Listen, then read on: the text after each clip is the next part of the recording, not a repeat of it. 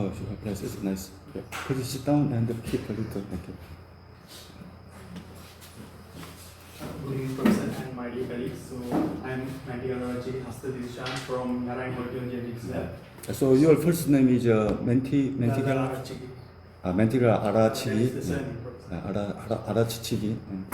Can you pronounce again? Mantigala Arachigi Hasita Dirshan. Ashita. Okay. I'm from Narayan Molecular Genetics Lab under the supervision of Professor J. So today I'm here to share with you the chapter number 1 of the fish ecology book. So the title of the chapter 1 is the environment, organisms and the relationships.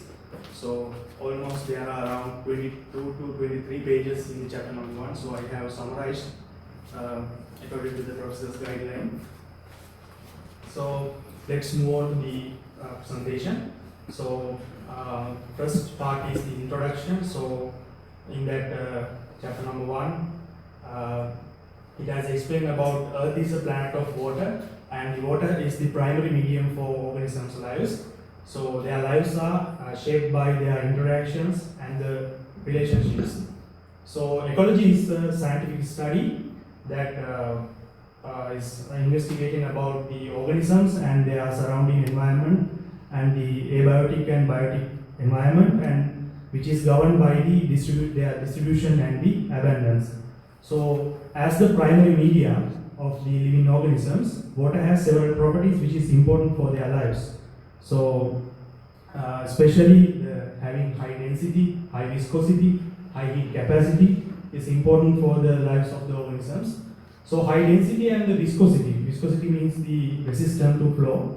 So that high density and high viscosity is important for giving a buoyant ability for the fish to move easily through the water column, even without a strong skeletal system. And when talking about the water density is can be influenced by the temperature and salinity-like factors. So when we know the highest density of the water can be observed at when the temperature is at the Celsius 4. When the temperature rises above the 4 Celsius, or when the temperature goes down below the 4 Celsius, the density can be decreased. So this variation of the density makes the layers in the water column, and that is important for the distribution and the migration of the fish. And when talking about the high heat capacity, that's important for maintaining the fish body temperature as ectothermic animals, which is matched with the surrounding environment. And also we know there are some other properties like high heat of vaporization, and also we know in the winter times, because of this density variation, when the temperature goes below, the water can be freezing, convert into the ice, and the ice layers make some kind of a barrier on the water bodies, and that makes a kind of a barrier for moving the heat in between the outside environment and the water column. So that's important for protecting the fish which are living underneath water layer. So that's also a kind of a property which is important for the fish to survive in this kind of water aquatic environment. In addition to these properties, the solubility of gases and inorganic ions are also important. So we know water is a good solvent which can be a good solvent to soluble the inorganic ions, and also we know oxygen and the other gases like oxygen, carbon dioxide, ammonia also can be soluble in the water. So we know for the respiration oxygen is important, but there's a challenging factor because the carbon dioxide and the ammonia can be much more soluble than the oxygen. So it can be kind of a challenging thing to maintain the quality of the water, which is important for the organisms' lives.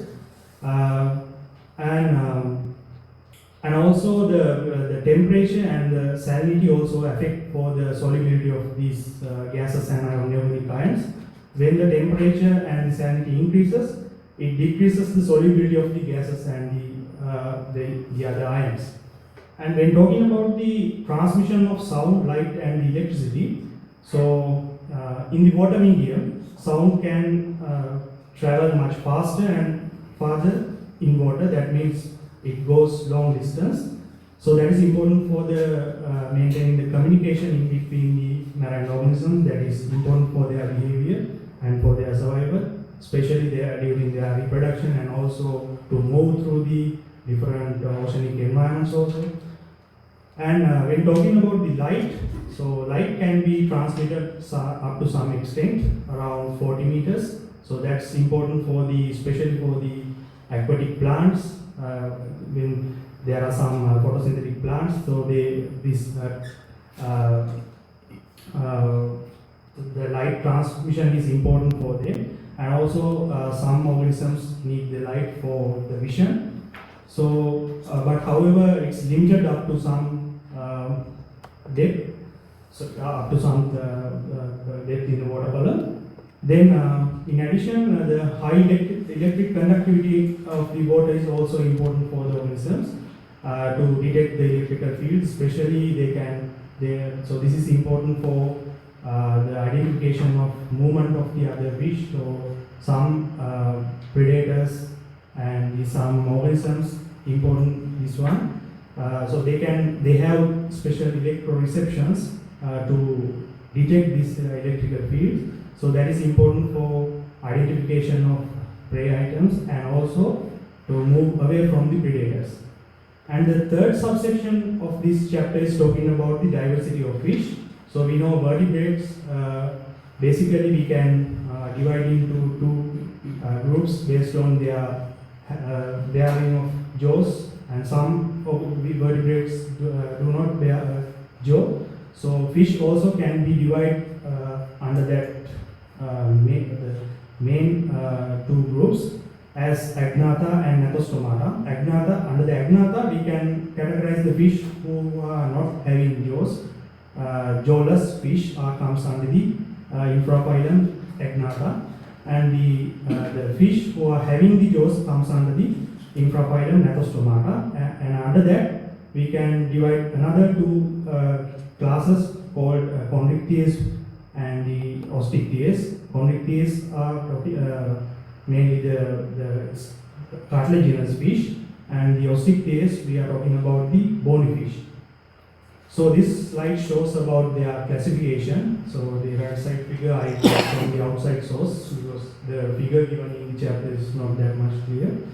So jawless fish, there are two types, hagfishes and lampreys. So hagfishes, they are having eel-like body shapes, found only in the sea. And the lampreys, they live in temperate regions. They can be seen in both freshwater and seawater environment. So Chondrichthyes and the Osteichthyes comes under the infraphylum Gnathostomata.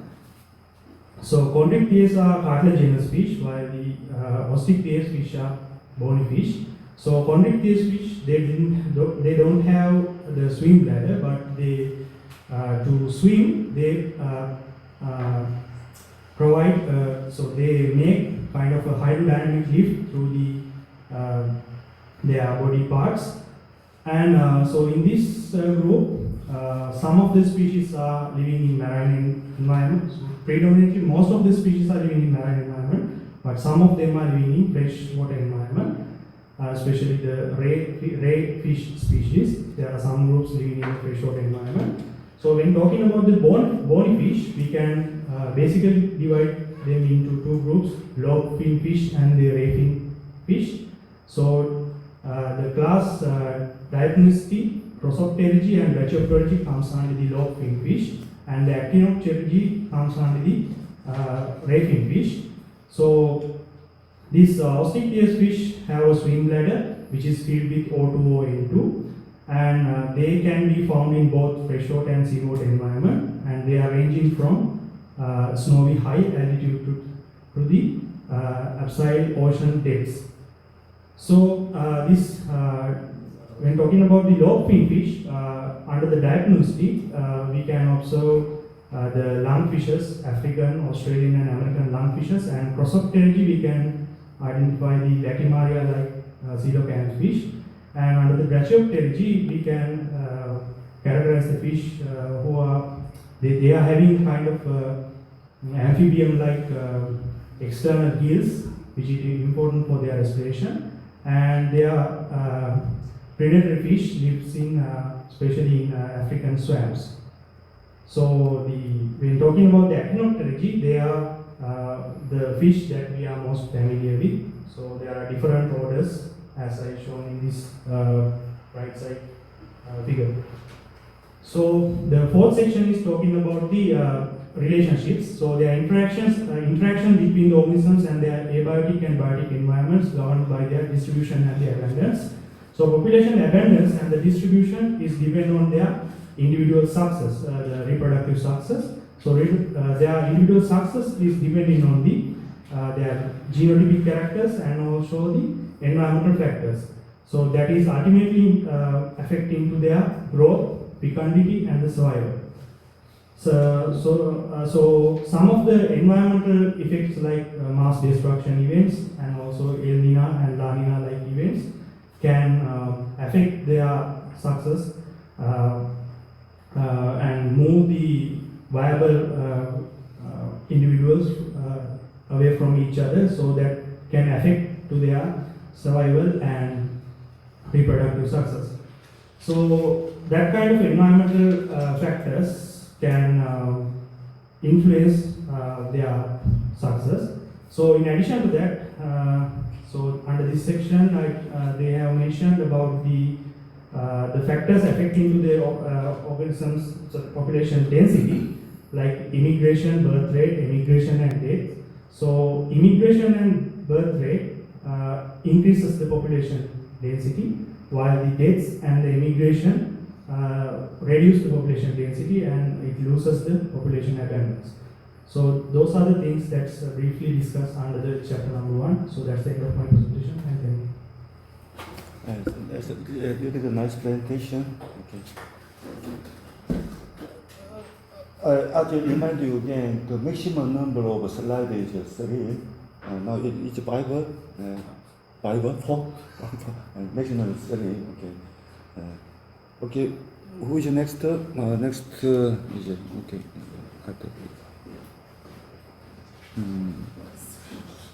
다음 누구지?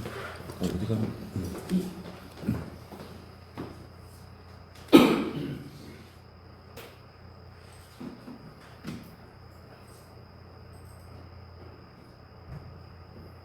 강지혁이네. 자기 소개도 좀 하고 그래요. 아, 예. 지금 석사 재학 중인 강지혁이라고 합니다. 저는 좀 짧게 발표하도록 하겠습니다.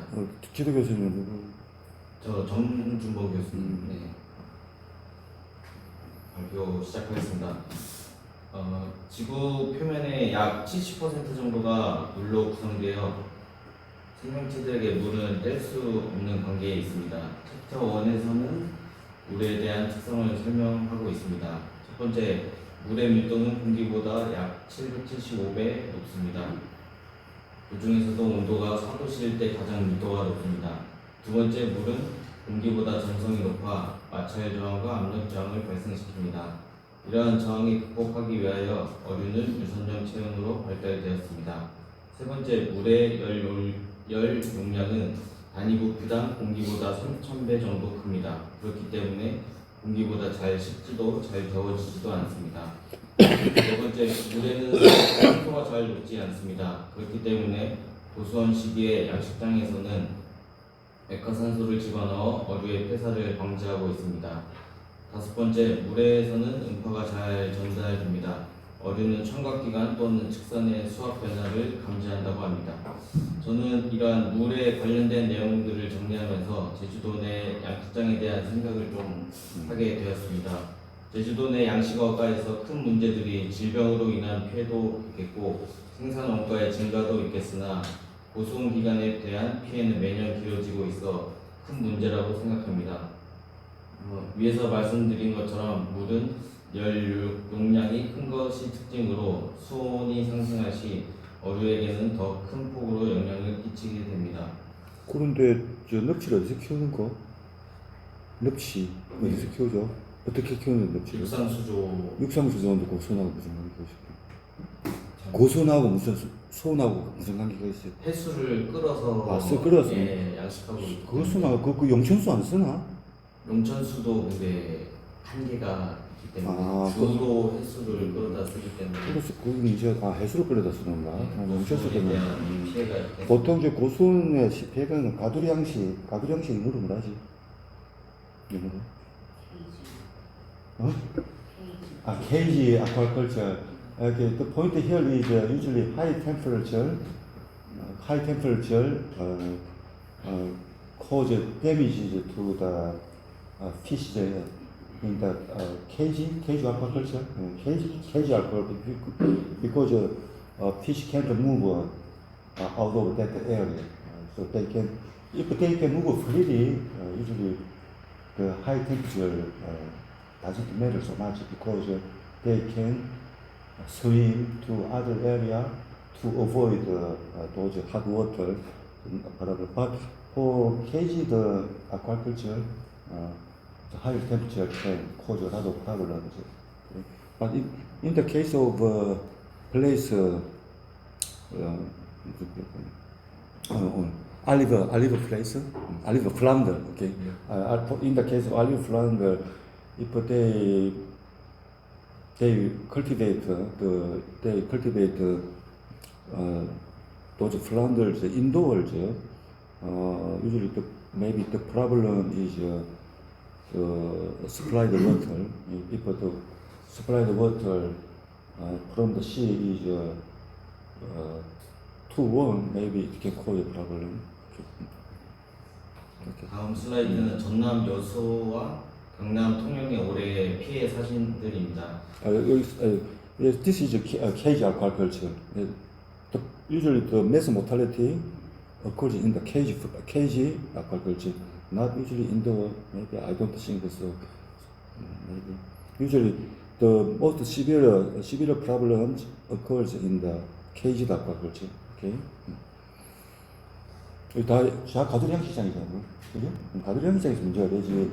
실내에서는 그렇게 큰 문제는 안 돼. 왜냐하면 우리가 그런 문제를 바깥 환경에 바다 환경이 안 추워가지고 그걸 하기 위해서 육상에서 같은 양식을 하는 거라고. 우리는 온도 조절이 가능하잖아요. 그래서 하는 거기 때문에 어느 정도 하면 연어도 육상 양식하고 있어요. 연어 스마트 양식이 돼가지고 돈이 많이 들어가지. 그건 있지. 찬물을 유지해야 되니까 비용이 너무 많이 드는데. 그래서 연어 양식도 이제 미국에서도 하고 있고, 우리나라도 제주도에서도 연어 양식 한다고 하고 있고, 부산에도 하고 있고, 그래요. 계속 컨티뉴. 보건 사전 경보 또는 지원을 받아서 방류하는 등 여러 가지 방법들을 이용하여 고수온에 대한 대비를 하고 있으나 현재 고수온에 대한 확실한 대책이 없는 상황입니다. 그래서 여러분들도 좀 이러한 양식업계 문제들에 대해서 한번 생각을 해주셨으면 감사하겠습니다. 감사합니다. 짧게 발표 잘했어. 많이 한다 이거 핵심만 해야지 잘했어. 다음에 또 누구야 또? 다음에 뭐지? 다음 한 어디 갔니? 다음 누구야? 공비제 왔나? 공비제 뭐 생략하고 그러면 공포 이름이 공포야. 공포. 자기 소개도 좀 하고. 그래 if you cannot attend this class, just don't attend. It doesn't make any problem. Okay, there are a lot of students who can present. So if one or two students are missing, no problem. 안녕하십니까. 네. 저는 이재규 교수님 방에서 박사과정 중에 있는 공포라고 합니다. 먼저 첫날 수업을 안 나가지고 세 장에 요약한 교수님 말씀을 제가 못 들었을 때 간단히 발표 많이 하지 말고. 장순 많은데 장수 많은 거 빨리 세 장씩만 발표하겠습니다. 발표 시작하겠습니다. 챕터 1입니다. 마찬가지로 환경과 유기체 그리고 상호관계에 대한 챕터입니다. 일단 다 아시겠지만 생태학은 생물 환경 그리고 생물과 생물 간의 상호작용에 대해서 연구하는 학문입니다. 이번 챕터에서는 생물이 번식하기 위해 필요한 조건이 무엇인가에 대해서 우리가 질문을 던져놓고 챕터를 대해서 발표하도록 하겠습니다. 물고기의 생태를 이해하기 위해서는 물의 특성의 이해가 필수여서 물의 특성에 대해서 간략하게 말씀드리도록 하겠습니다. 밀도, 점도, 열 용량인데 밀도가 물은 공기보다 775배가 높고 염도, 온도, 깊이에 따라서 영향을 받는다. 이런 밀도에서 물고기는 부력이 제공받고 강한 얼굴이 필요 없고, 그리고 물 속에서도 이런 밀도 차이에 의한 수백 층구조가 형성돼서 어류의 서식지를 결정한다는 거. 그리고 점도가 물은 공기보다 점도가 높고 운동 정도가 낮고, 이런 거에 의해서 유역이나 섬체 때 마찰의 지배를 받는 점성에 영향을 받는다든지 관성에 영향을 받는다든지 이런 특징이 있다는 거. 그리고 마지막 열 용량은 공기 대비 4배의 열 용량이 높아서 소음 변화가 완만하다는 점이 있습니다. 그래프는 다 공부하셨을 때문에 그래프는 넘어가겠습니다. 다음은 이제 기체 무기이온의 용해도입니다. 어류는 산소가 필요합니다. 그리고 호흡을 함으로써 부산물로 CO2, NH3 등과 같은 것들이 생성되고, 기체의 용해도는 온도, 염분, 압력에 영향을 받고 있습니다. 어류는 당연히 이 산소가 필요한데 이 산소는 일반적으로 대기보다는 물에 잘 녹지 않고, 온도, 염분이 높고 압력이 낮을수록 용도가 감소해서 특정 지역에서는 산소 공급 부족의 이런 문제들이 발생하고 합니다. 무기이온 같은 경우에는 일반 프레시워터, 담수 대비해서 해수에는 평균적으로 35ppt의 이런 무기이온들이 녹아있고, 담수는 삼통 온도가 매우 낮고, 해수의 조성은 35ppt지만 해수의 조성은 일정하며, 내륙에 있는 일반 담수 같은 경우에는 이런 환경에 의해서 암석, 토양, 홍수, 증발 이런 패턴에 의해서 변동된다는 점이 있습니다. 다음은 소리, 빛, 전기 부분입니다. 소리 먼저 말씀드리면 물은 공기보다 소리의 전달이 우수하고, 이런 소리를 이용한 어류의 먹이 탐지, 그리고 이런 소리를 직접 만들어내는 이런 기관도 어류에는 존재하는 어류들이 있습니다. 빛 같은 경우에는 물속에서의 빛 전달은 좀 제한적이긴 합니다. 그리고 반사부, 불적, 그리고 흡수 산란 등으로 인해서 이런 부분들이 대결한다는 특징이 있습니다. 이제 어류는 이런 빛을 짧은 거리에서도 물체 세부 정도 전달이 가능하고, 이런 특별한 색각 관련된 기관이 발달된 어류들도 있다는 특징이 있습니다. 다음은 전기고, 아시다시피 전기뱀장어처럼 이렇게 전기를 이용해서 먹이를 탐지한다든지, 아니면 공격을 한다든지, 아니면 산란을 위한 이런 산란 행동을 한다든지 하는 이런 전기를 이용하고 있습니다. 다음 이제 어류의 다양성입니다. 세 가지 큰 분류에서 먼저 첫 번째 무항류인데, 턱이 없는 어류로서 현재 억장어류, 칠성장어류의 이 두 가지 목만 존재하고, 골격은 연골이며 쌍준은 미롭고 네이 방골이가 2개가 존재한다는 점이 있습니다. 다음은 이제 척추 턱이 있는 어종 중에 연골어류인데 약 800종이 존재하고 있으며, 대부분 해양성이나 일부 상어와 가오리, 열대 담수도 발견되고 있습니다. 그 외에 나머지는 전부 다 경골어류로서 아주 다양하게 있고, 뼈로 이루어져 있고, 골격과 부대, 그리고 폐를 가지고 있든지 중성부력을 유지할 수 있고, 아가미를 을질 아가미 덮개로 보호받고 있습니다. 상호관계에 관련된 건데 짧게 말씀드리면, 생태학은 아까도 초반에도 말씀드렸지만 유기체와 비생물적, 생물적 환경 간의 상호작용을 연구하여 개체의 분포와 분포들을 이해하는 학문입니다. 네, 그냥 제가 이건 단순하게 정리한 거고, 이걸 쓰면서 이 본인의 생각도 얘기하라는 내용으로 오늘 와서 전달받았는데, 제가 이걸 발표하고 나서 드는 생각은, 저는 물고기 어류를 종자 생산하고 방류하는 연구를 하고 있는 사람인데, 우리가 이런 생태 특징이라든지 환경 특징을 이해하지 않고 단순하게 방류하는 경우도 덜어 있긴 있습니다. 근데 이런 부분들이 과연 맞는가라고 다시 한번 생각해보게 됐고, 그럼 과연 요즘 만약에 어획량이 줄어든다든지, 우리가 흔히 하는 말로 자원이 고갈됐다. 근데 고갈된 지역에 종을 보존하기 위해서 같은 어류를 만약에 방류하는 것이 과연 맞는 것인가라는 또 좀 고민을 해보게 됩니다. 환경이 변화해서 더 이상 어류가 살 수 없는데 같은 어류의 종 보존을 위해서 지속적으로 방류하는 것이 과연 맞는가, 이런 생각도 좀 하게 됐고, 됐습니다. 그러면서 생각 공부를 좀 하게 됐습니다. 이상입니다. 잘했어요. 잘했어. 잘하는 거. 오늘 첫 수업이니까 하는데 이렇게 하면 돼. 잘했어. 또 영어로도 하고 한글로도 하고 하면 알아들을 거 아니야, 그죠? 그래 아까 이제 종자 방류에 대해서 이야기했는데, 그걸 이제 영어로는 스톡 이넨스먼트 프로그램인데, 많은 문제점이 있어요. 그런 거는 이제 제가 조금 이쪽 가서 설명을 하면은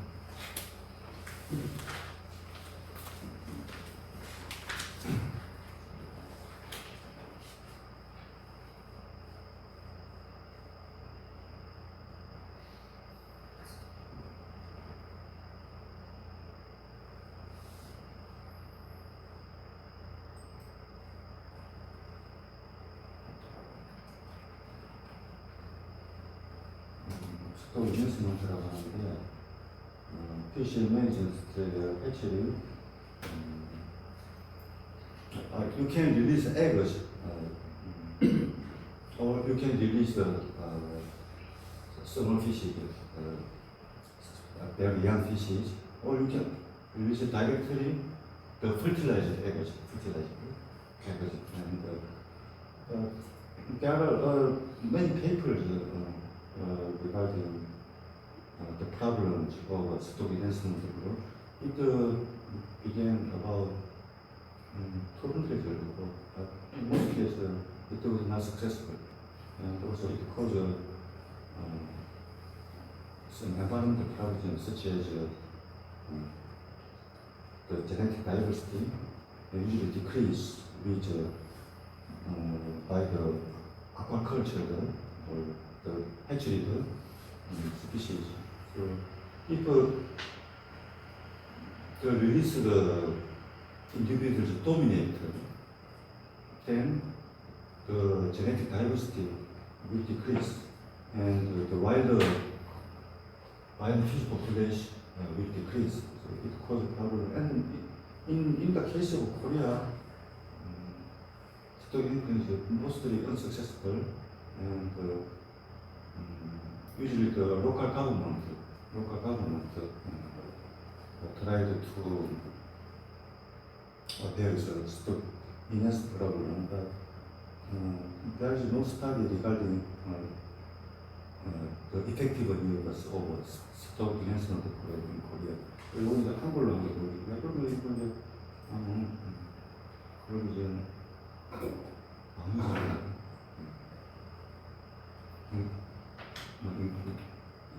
쉬운 거 자원조선 자연조선 사업이 안 되고 자연조선 치고 나왔는데 글을 쓰는 게 있으니까 책에 여기 뭐냐면 이제 이런 엔지를 하는데 이제 책에도 나와 있어요. 그림도 나와 있고 이 그림이 이제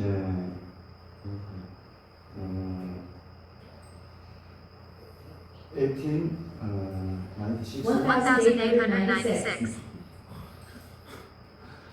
약 몇 년 전에 1900년, 한 30년 전에 140년 전에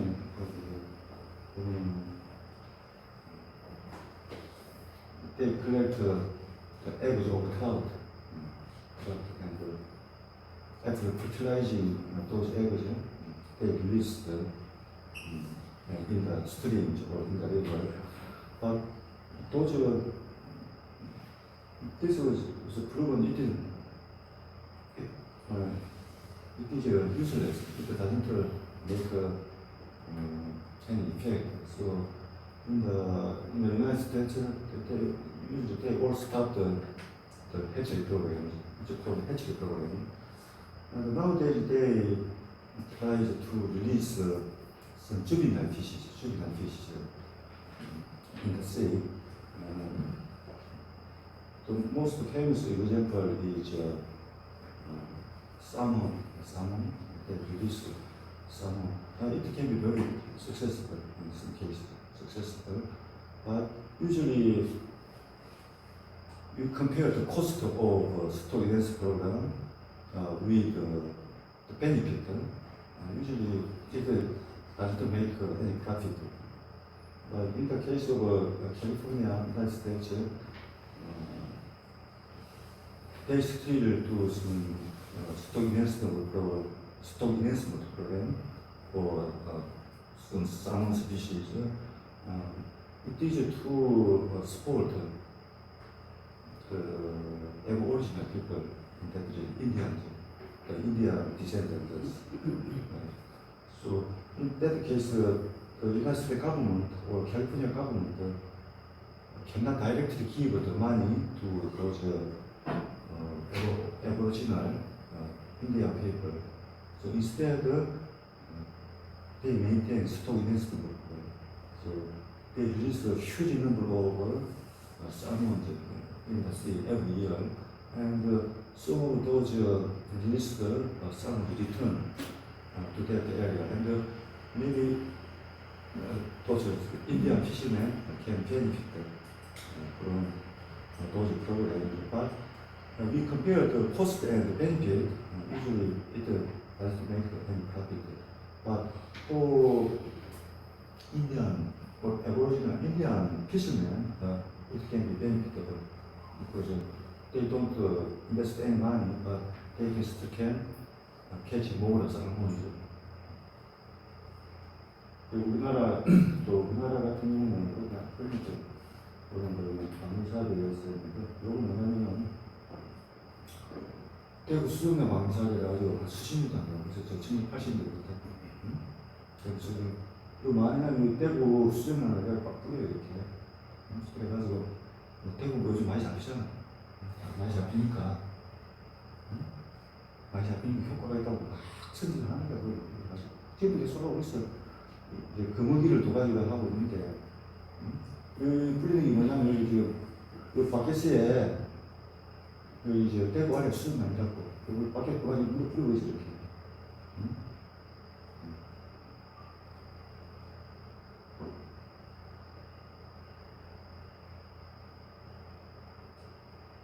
이제 다양성도 문제가 되고, 이게 왜 한심한지 안 나면, 대구는 알을 침성량이라고 바다에 깔아야 돼요. 바다에 기계에 부착을 해야 되는데, 이 밖에서 위에 뿌리면은 바로 고기 밥 다 되지. 이건 밥다 죽는 거야, 그냥. 그렇게 된다. 아무 효과가 없다고. 그지? 그런데 아무튼 이런 스톡 인ቨ스트 수산 자수프라는 문제에 대해서는 끌이 있으니까. 그리고 이것도 유물 거두도 될 거야. 유물 거두도 없고. 이거는 뭐 그냥 하면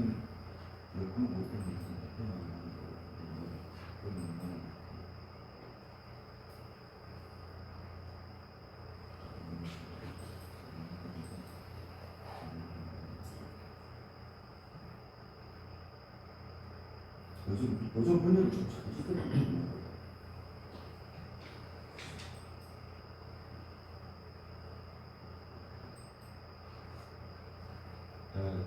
This is just an article I wrote several years ago. It was some newspaper, some magazine regarding fish rate oceanography. 아주 the title is this one. If you are interested in, maybe you can read this article. 시작하겠습니다.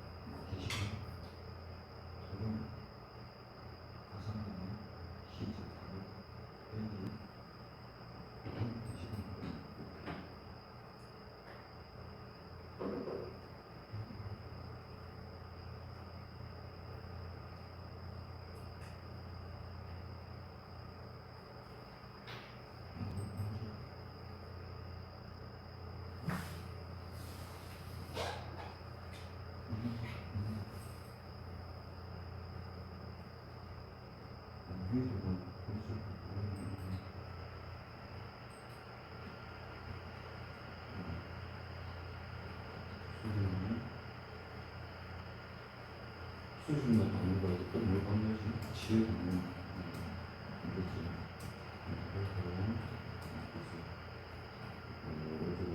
그걸 받으면 이거를 써야 되나?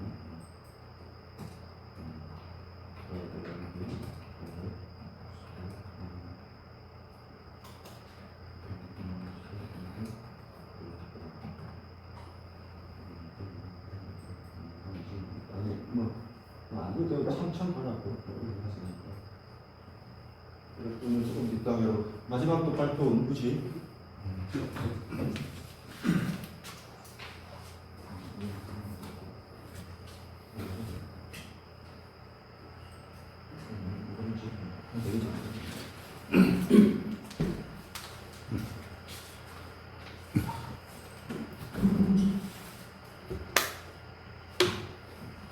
안녕하십니까. 박상용 교수님 연구실에서 박사과정하고 있는 김경이라고 합니다. 저도 그 핵심 리뷰를 해서 짧게 발표하도록 하겠습니다. 일단 인트로덕션은 다 아시는 바와 같이 이제 생태학이라는 것은 어떤 환경 속에 생물이 번식하기 위해서 어떤 환경이 필요한지에 대한 그냥 핵심을 연구한 학문이라 할 수 있고, 이러한 이해는 물의 특성을 아는 것에서 출발한다고 할 수 있습니다. 물의 특징은 다양한 게 있는데, 뭐 밀도, 점성 비열 이런 것들이 가장 기본적인 특성이라고 할 수 있고, 수온과 염분에 따라서 수직적 층산 구조 이런 것들이 어류의 분포와 생리적인 전활동에 결정적인 역할을 한다고 할 수 있습니다. 점성은 이제 물이 유체가 물체 주위로 흐르기 얼마나 어려운 정도를 나타내는 것이고, 물리학적으로는 레이놀즈 수로 표현하는 것으로 알려져 있습니다. 이런 것에 의해서 어류의 체형과 유형이 결정이 되고, 알과 유생 시기나 이제 성원 시기에 따라 가지고 달라진다고 할 수 있습니다. 그리고 비열은 어류의 이제 체온 유지하고 관련되어 있습니다. 대부분의 어류는 변온동물로 알려져 있고, 일부 어류의 같은 경우에는 부분적으로 특정 기간의 온도를 유지하는 정온동물의 경우도 있습니다. 또한 물 속에는 다양한 기체가 녹아 들어가는데, 대표적으로 산소와 이산탄소가 잘 녹고, 그리고 아모니아 같은 기체는 산소보다 여기다가 높다고 알려져 있고, 이런 것들이 어류 생존에 핵심적인 역할을 하는 것으로 알려져 있습니다. 그리고 고기이온 중에는 다양한 이온이 녹아져 있어서 어류의 상토 조절을 통해서 흡연에 적응하고 있습니다. 소리와 빛, 전기 같은 경우에도 환경 인자로 볼 수 있는데, 소리는 물 속에서 밤새가 느리고 장거리 전달이 가능한 것으로 알려져 있어서 어류는 몸의 이제 청각이라든지 측선 기관을 활용해서 이러한 감각을 느낄 수 있고, 먹이나 포식자 탐지 같은 것에도 소리를 이용하고 있습니다. 빛은 이제 물을 빛을 전달하지 못하는데, 어떤 물의 이제 탁도에 따라서 빛의 칠도가 달라지게 되고, 어류의 시각 적응이라든지 이런 것에도 영향을 미치는 것으로 알려져 있습니다. 전기 자극 같은 경우에도 일부 어류가 먹이 환경 탐지, 대체 간에서 소통에 활용하기도 하고, 전기를 주로 활용하는 전기 변장어 같은 그런 어류들도 있습니다. 이러한 환경 속에서 어류는 다양한 크게 세 가지 분류군으로 진화를 해왔습니다. 먼저 모아버린 쉽게 말씀드리면 턱이 없는 원시 어류이고, 가장 오래된 계통 3, 4학년 전에 고생대에 등장한 어류라고 할 수 있습니다. 대표적으로는 현대에는 두 가지 몸만 남아있는데, 먹장어와 칠성장어 두 종류로 나눌 수가 있습니다. 다음으로 연골어류는 약 800여 종이 알려져 있고, 공통적인 특징으로 연골성 골격, 고래와 폐가 없고 대부분 육식성 어류로 분류되고 있습니다. 두 개의 아강으로 이루어져 있고, 대표적으로 상어와 가오리를 생각하시면 됩니다. 마지막으로 경골어류는 뼈로 된 골격을 갖고 있고 아감의 덮개를 가지고 있습니다. 현대 어류가 가장 대부분이 현대 어류가 여기에 속한다고 할 수가 있습니다. 마지막으로 릴레이션십 관계인데, 이번 그 챕터에서 가장 핵심적인 내용을 담고 있는 부분입니다. 생태학이라는 일단 생물 간 환경 간 상호작용이 개체의 분포와 풍부도를 결정한다고 할 수 있습니다. 핵심 메커니즘은 이제 개체 생존, 성장, 번식은 유전자형 환경 상호작용에서 결정되는 것입니다. 대체군의 크기와 분포가 출생, 사망, 이주, 그리고 탈출의 균형이 좌우됩니다. 이러한 것들을 통해서 단순히 개체군은 그 숫자에 의해서 결정되는 게 아니라 주변을 둘러싼 환경의 변화와 이에 대한 상호작용 측면에서 해석하는 것이 중요하다는 것을 알 수가 있습니다. 또 이런 것을 통해서 저는 실제 이제 수산업이나 양식 분야에서도 이런 연구 분야에서 이러한 그 단순한 생물만 생각하는 것이 아니라 그 환경과의 관계를 생각하는 것이 중요하다고 생각을 하게 됐습니다. 네, 이상 발표를 마치겠습니다.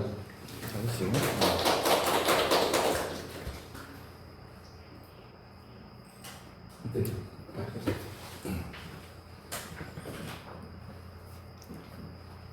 그러면은 활동은 잘했고 딱 건인데 저거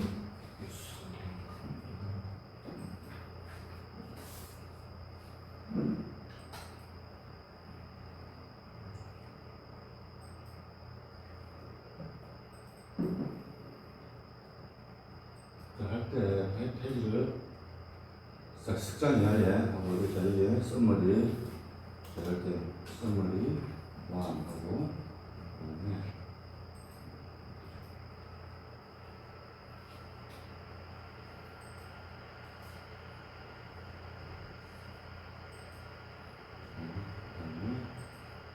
썸머리 2 썸머리 3하고 자 마지막 페이지는 뭐냐면은 in the final page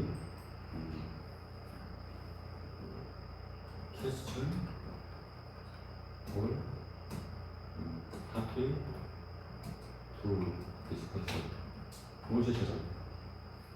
무슨 궁금한 거나 이런 거 좀 같이 한번 이야기를 해보고 싶겠다 이런 거 있을 거 아니야. 이런 게 좀 알고 싶다는 거 마지막 슬라이드 네 번째 슬라이드에 그 페이지 슬라이드 4에 이런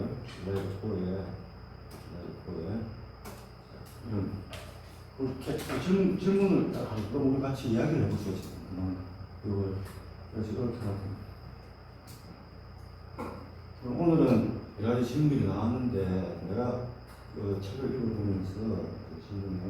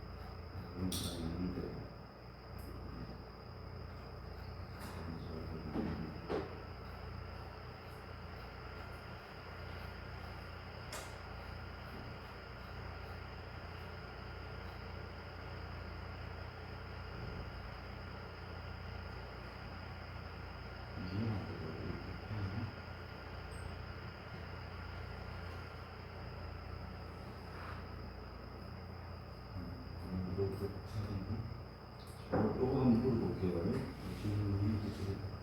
자, 오늘은 예를 들어가지고 하나 적어볼게요.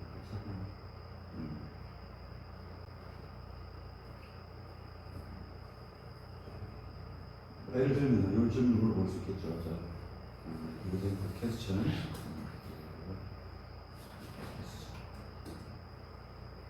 Although fresh water covers only 1% of the Earth's surface and accounting for less than 0.1% of each water, about 40% of all species live in fresh water. 그러니까 fresh water 찾아가는 거는 기본적으로 한데 바다는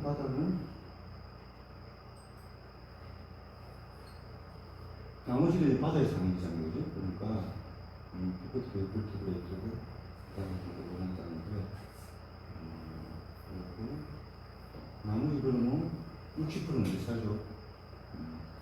in the sea. 어쨌든 간에 요 프레셔든 면적은 굉장히 작잖아, 바다에 비하면. 이거 굉장히 작다. 응? 그러니까 아마 거의 1% 정도 넘겠네. 서페이스니까 서페이스에서 어서 서페이스에서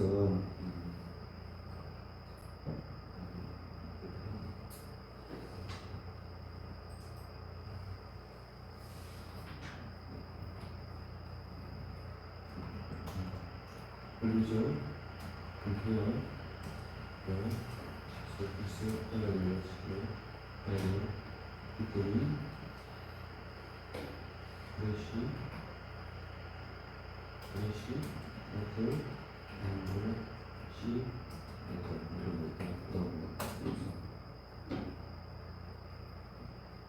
에어를 보죠. The CO2 covers about 71% the Earth's surface, but only 1% is covered by fresh water. So it means that the area, the surface area of the seawater is about 70 times greater than the fresh water. The question is why the diversity is so high. 40% of all fish live in fresh water. So what would be your answer to this question? 자, 무슨 말인지 알겠나? 자, 표면적은 담수가 40%밖에 안 돼. 표면적 면적은 1%밖에 안 되고, 그 70%는 70%가 이제 바다면, 바다는 굉장히 넓잖아. 엄청 넓은 데인데, 그런데 그 물고기 종을 보면은 40%는 담수에 살아. 그럼 굉장히 그 다양성이 높잖아. 종수가 많잖아, 그죠? So this means that the richness or the number of species is too high in the fresh water. So what is can you explain the causes or some explanation this discrepancy? 왜 이렇게 육상에서 이렇게 느꼈어? 저 담수에서. 그냥 이게 더 더 높은 이유까지는 모르겠는데 바다에 있는 걸 아직도 정확히 다 우리가 파악이 안 된 것도 있잖아. 그거는 담수도 마찬가지지.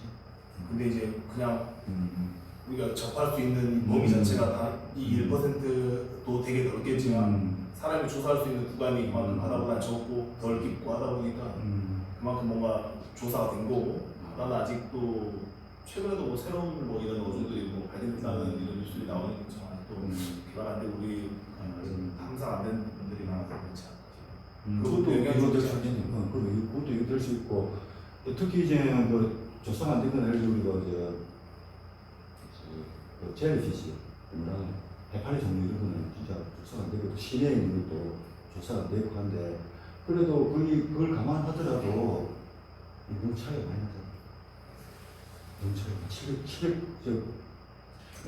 면적은 면적만 따지고 그렇고 사실 그 3차까지 따지면은 바다는 엄청난데잖아. 그거 앞서 조금밖에 안 되는데 종이 40종이 발견됐다는 거는 그것만으로는 조금 설명하기가 바다 부피까지 예를 들면 볼륨을 한 비교해볼게 그러면 볼륨을 비교하면 뭐지? 스페이스하고 볼륨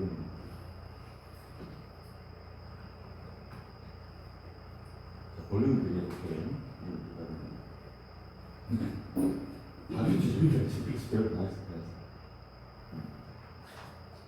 그래서 2.5%로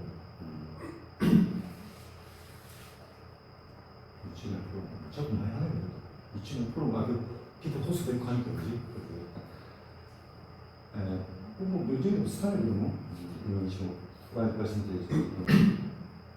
Anyway, the best measure of the water It's seawater.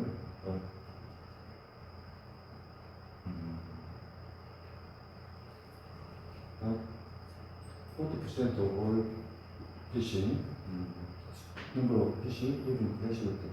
So this means that still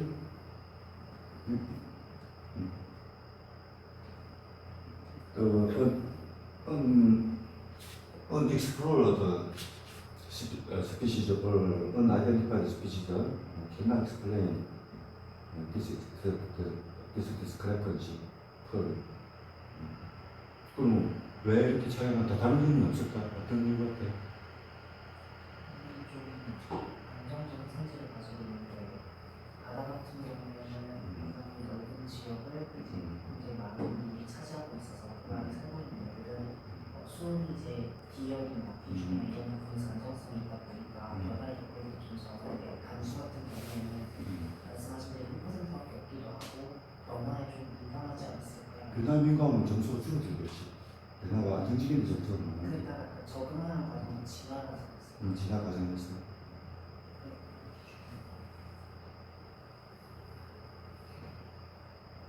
그러면 종이 우리가 여기 발생되게 되면 격리가 돼요. 격리가 segregation. If new species to for a new species to appear, we need some segregation by spatial segregation or temporal segregation. So 공간, especially spatially they should segregate each other. Then new species will appear. 자, 그러면 격리가 되냐? 저 담수는 격리가 다 되어 있어. 호수, 강은 저 세계로 다 육지에서 격리가 되어 있는데 바닷물은 다 하나를 묻어 있고 격리가 절대 될 수가 없어. 만약 except Black Sea may be completely isolated. Except Black Sea, all waters are connected. in the case of seawater, it is just one water mass. So the particle, the water mass in the over the Jeju Island can transport to California, or they can move to the Arctic Sea or Antarctic Sea or Mediterranean Sea. So the water particle theoretically they can transport to any part of seawater in the sea. But in the case of fresh water, for example, small ponds or small lakes, they are not completely disconnected, but they are basically segregated there. So those waters eventually can would flow into the sea because of osmolar regulations. The freshwater fishes are basically they are isolated from other waters, basically isolated. But in the case of seawater, it is just one whole body of water. So marine species can move to any area, theoretically.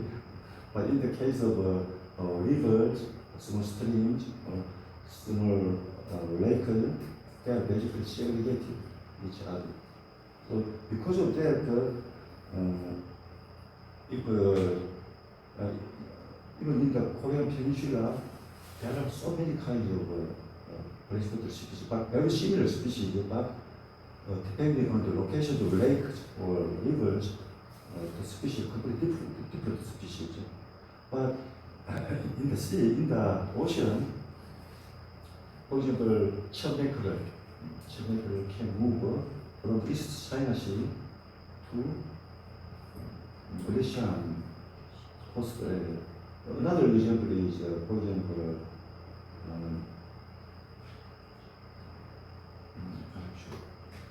sardines.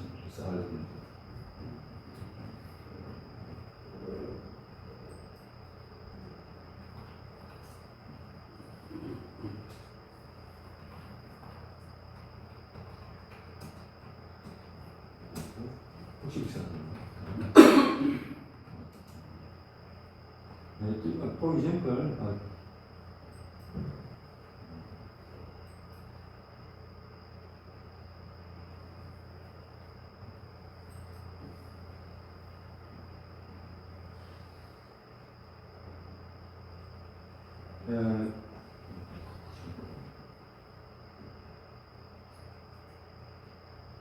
this is list of Pacific Sardine.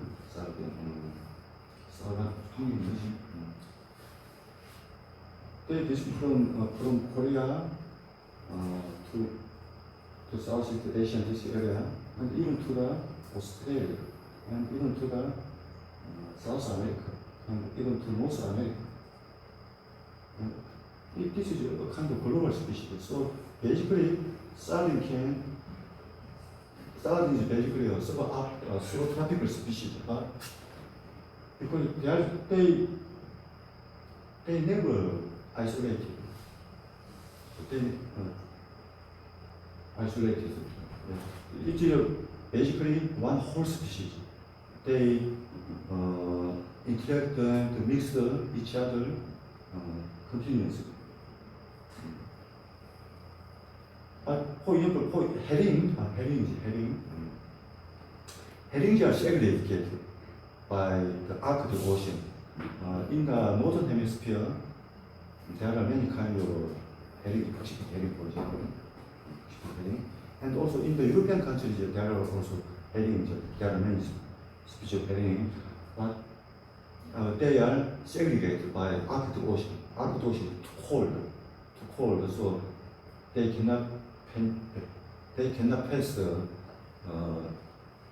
through the Arctic Ocean. But in the evolutionary time scale, they did the herrings in the Pacific Ocean. They did move to the Atlantic Ocean through Arctic Ocean.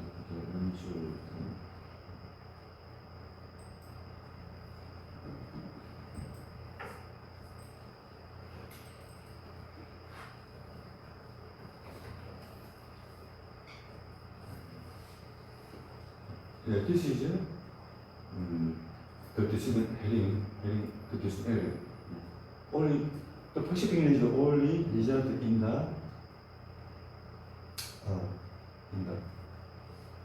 northern Pacific area. Herring is a cold water species. But if you ever for example, Atlantic herring. This is an Atlantic herring. This one. So once they were the same species, like Pacific herring and Atlantic herrings are the same species, but they were segregated by Arctic Ocean. So they are very similar species, but sometimes they could pass through the Arctic Ocean. For example, nowadays, because of global warming, the sea ice will completely melted in the Arctic Ocean. In that case, the herrings can move from the Pacific Ocean to the Atlantic Ocean through Arctic Ocean. So that can happen during the geological time scale. So because this basically the seawater is one whole system. But freshwater is different. Except some polluting time or, for example, the Yellow Sea was once the land about 10 or 20,000 years ago. During that time, it was during the Ice Age. The Yellow Sea could be land, and nowadays now we are living in interglacial period. So now the sea level is very high, during the ice age, can be dry out in the case of the yellow jeep, or even to the Korea Strait. Korea Strait once the land, it was land about 1,000 years ago. But if they become, there are some part of fresh water, it was permanently land. In the case of a yellow sea, it can be land, also it can be sea, depending on the ice age or interglacial period.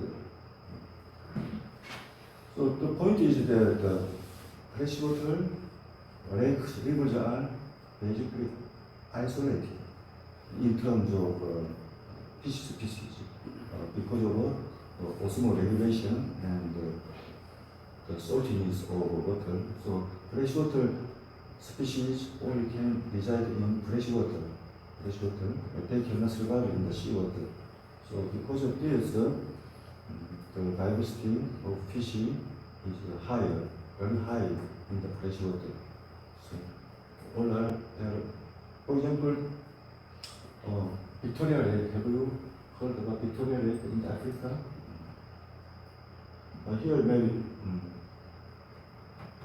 the number of fish species in Victoria Lake. Lake of Victoria fish diversity has a currently with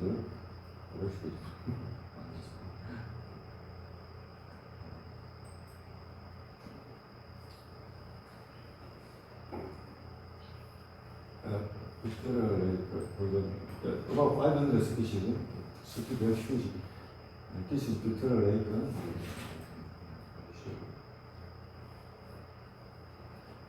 This is Victoria.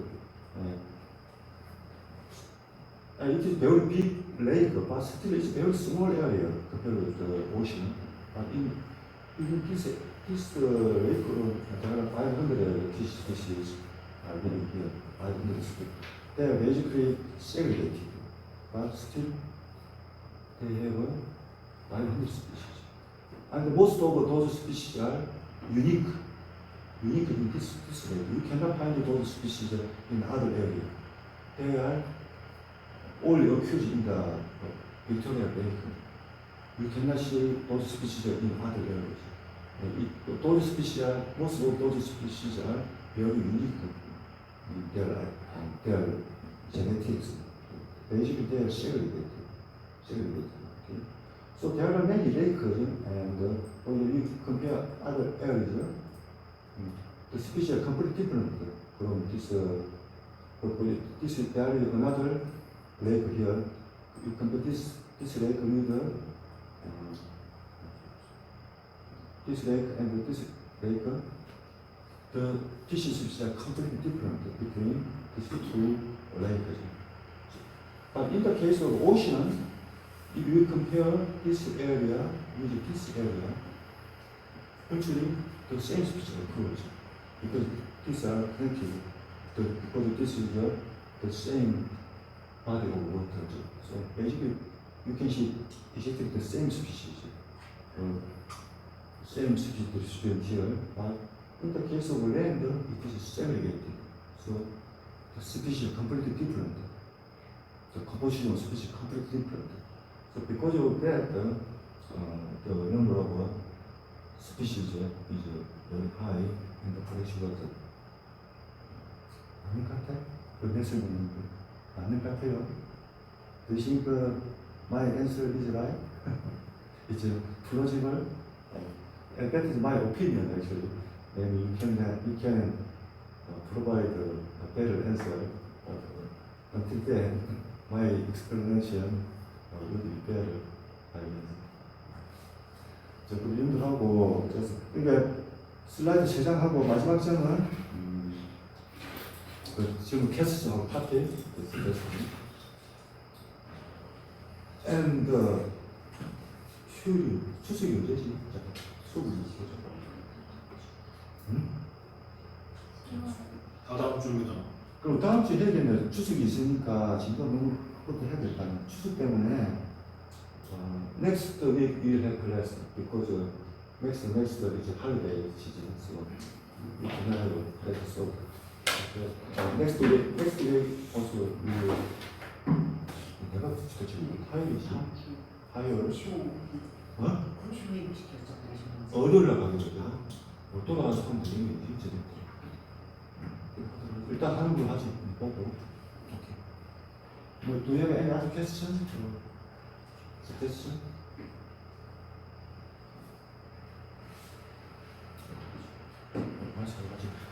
공부하는 거니까 공식은 책 읽는 거야. 책을 안 읽어.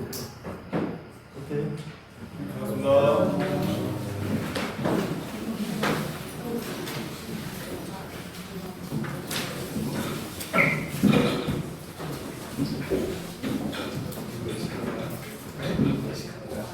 저는 회사 가야겠어요.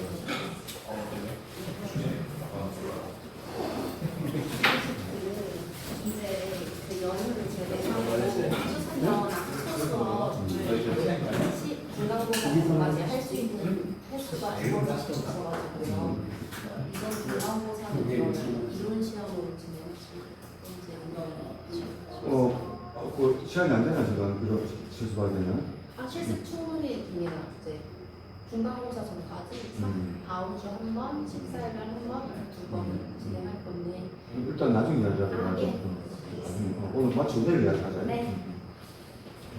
그렇지.